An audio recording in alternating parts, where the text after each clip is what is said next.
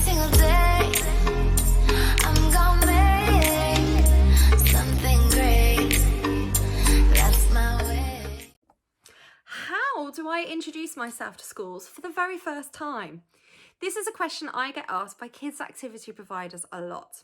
So if you're somebody who's not too sure how to introduce yourself when you first make that initial contact with schools, you're going to love today's video tip. My name's Keris Keneally and I help kids activity providers to work with UK schools without cold calling them, so that they can confidently start to approach more schools and nurseries, even if they've tried in the past with no response. And today's video tip is all about introducing yourself during that initial contact with schools.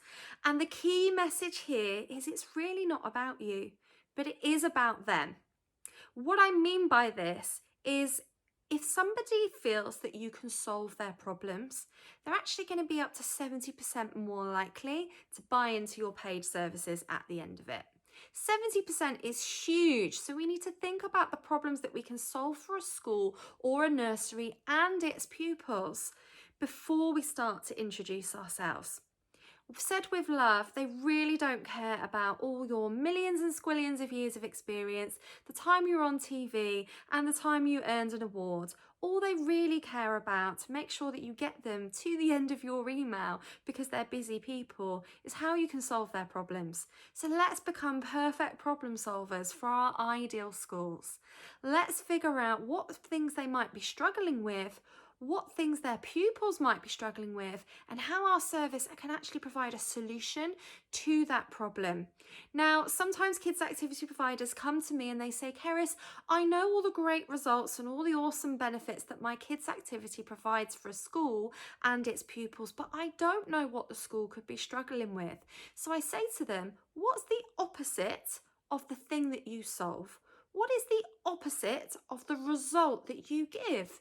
So somebody who provides a service that is actually going to increase children's confidence, are the pupils currently lacking in self-esteem or self-belief?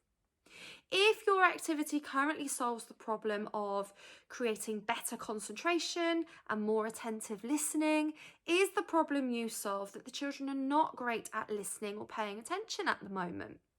If you solve the problem of engaging more pupils in PE, is the problem that you solve that there are currently some less active children who need to get enthused about physical activity to help them with their health and mental well-being?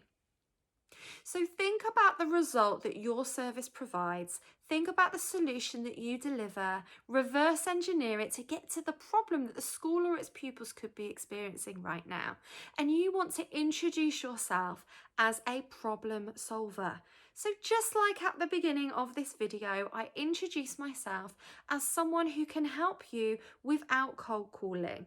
So the problem that you're experiencing might be that you've tried approaching in the past and you haven't had a response, or it might be that you want to approach more schools and you've heard that cold calling is a great direct sales method, but you're too scared to do it.